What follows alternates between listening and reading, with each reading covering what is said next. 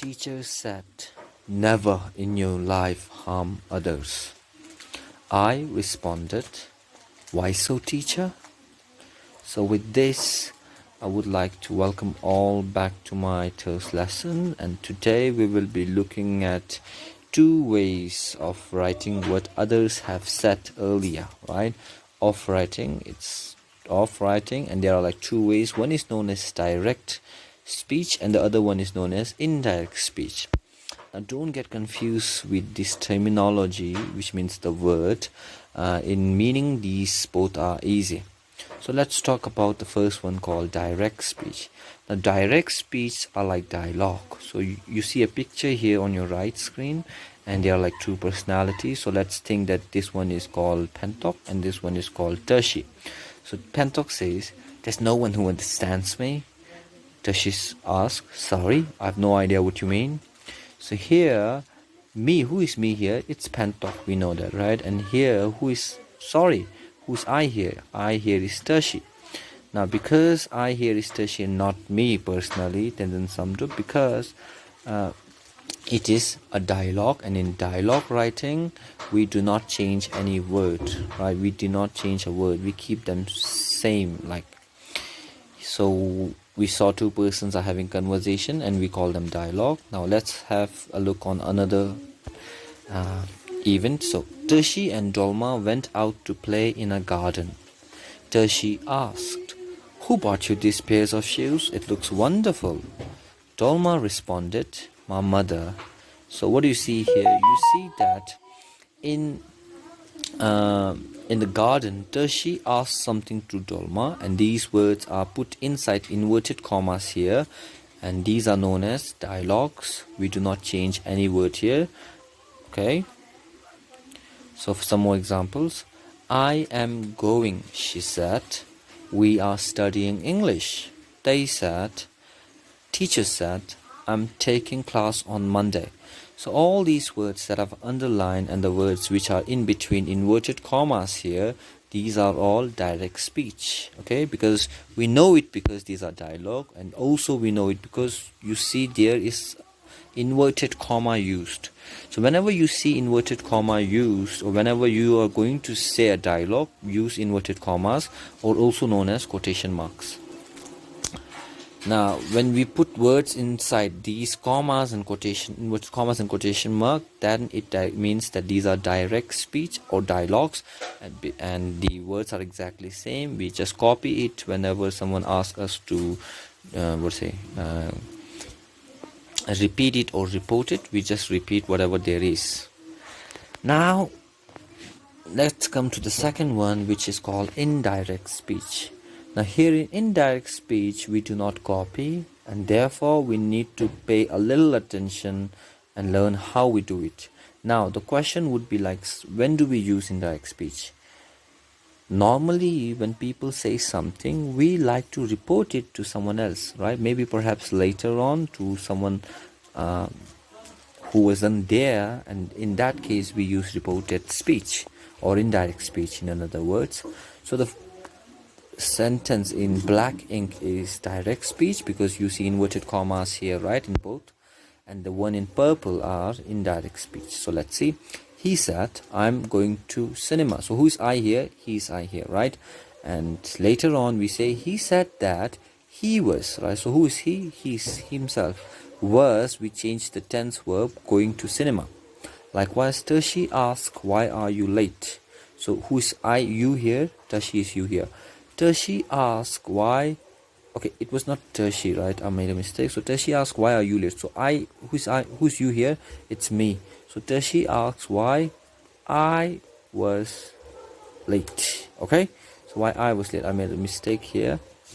My bad. Alright, now let's move forward. I hope you have got this point. And whenever you are using reported speech or indirect speech, you must use some reporting verbs.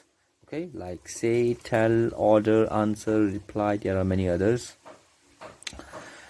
A few important things to keep in your mind, students, and these are: first, whenever we are reporting speech or using indirect speech, we change the present into past tense. So we change the tense. right? Time means from present to past and past to past participle, like that.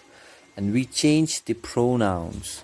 So pronouns are the words that substitute a noun, like I, Tenzin Zamdrup, my name, so it's I, right? My name, my, like these are pronouns.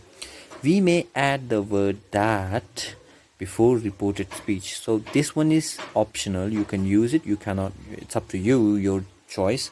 But the above two one is quite important. Now, first we talk about change in person. So change in person would be like from I to she or he. Now, she or he depends on what the gender is, right? If I is Tashi or a boy, then we say he. If I is a girl, then we say she. Like, I am sick. So somebody said this, and now I have to report it. So I think that the boy who said it, like, is a boy. So he said that he was sick. Okay, I used he here, not I, and it's past tense as well. So I changed the pronoun here. Likewise, she said my pen is missing. So who is my here? It's her pen. So she said that her pen was missing. So I changed the pronoun, right? As I said earlier, we change the person whenever we are reporting. Now, second one is I told you about tenses, means time. So if you are writing present simple, then you should move on to past simple when you are reporting it. So she always wears a coat. Now this is a general statement that you are passing, and when you report it, he said that she always wore a coat. So wore, we change the verb. I'm looking for my keys. So I am present tense, right? She said that she was, past tense, was looking for her keys. Likewise, present perfect. She has written, okay? Present tense, 3 letters for her friend. In past perfect, he said that she had written. So it's had and not has. So you see that every time we write reported speech, there will be a change in the tense verb. From present, it will jump on to past. Likewise, you see here will, W-I-L-L, will. I will finish my report in 2 days. So here will is in present tense. When you report it, you will be like, he said he would. We use the past tense of will, would finish his report in 2 days. Okay, so that's the second rule that we talked about. Now, I have seen students making this mistake. Whenever they are using indirect speech, they also put question mark in indirect speech. No, we do not put question mark or colon or inverted commas in indirect speech. In reported speech, we do not use it. Okay, these are only used in direct speech or in dialogues. Now then comes yes and no question. So suppose someone asks yes and no question or said something and then you're reporting it.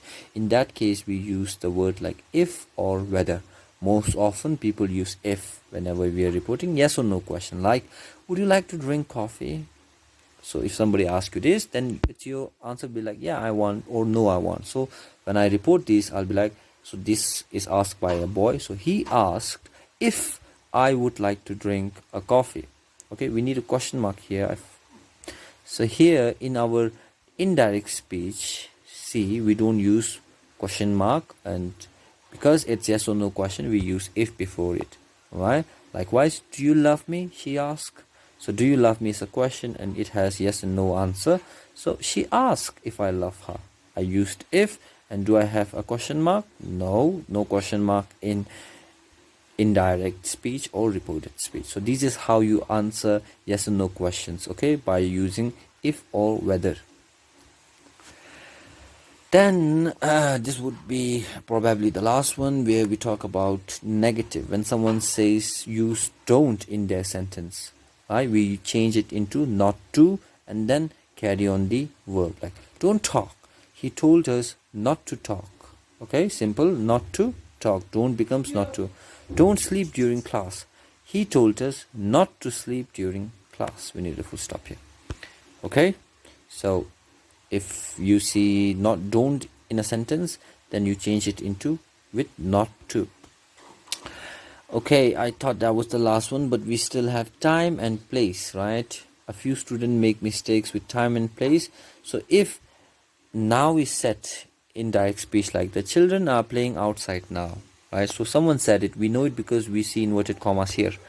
Now when we report it, we'll be like he said or she said that the children were playing outside then. Now we'll change into then because we are reporting it, and this is an action that had already happened in past. Likewise, today we'll change in that day. Here, I've got a piano lesson today. Now tell me, how do you know this is a direct speech? We know it because there are inverted commas. I told you. And then in reported speech, she said or he said that he had or she had got a piano lesson that day. Not today, that day, because the time is already past, right? The place is not there anymore. So we change it with another like place here would be there. Put the box here. He told us to put the box there. Okay, and if it is already there in the direct speech, then you don't need to change it. Just keep there in reported speech as well. This will become that. Okay, so in short, in indirect speech, we report the speech to a third person. Okay, someone who was not there when the conversation happened. So we alter some words. So we change some of the words there. Like Tolma said, I have not seen Tershi. Tolma said she had not seen Tershi. Now, you guys tell me which one is indirect and which one is a direct sentence. Direct speech, pardon.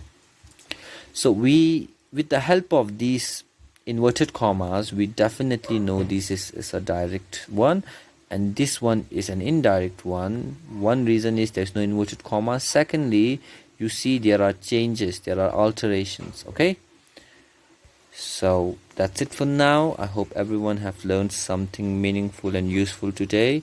And don't just watch the video and not practice. Okay, if you don't practice, you will never learn. So practice and do exercises. If you need help, you can contact me through WhatsApp, or you can leave a message in the comment box if you have any doubts. Thank you.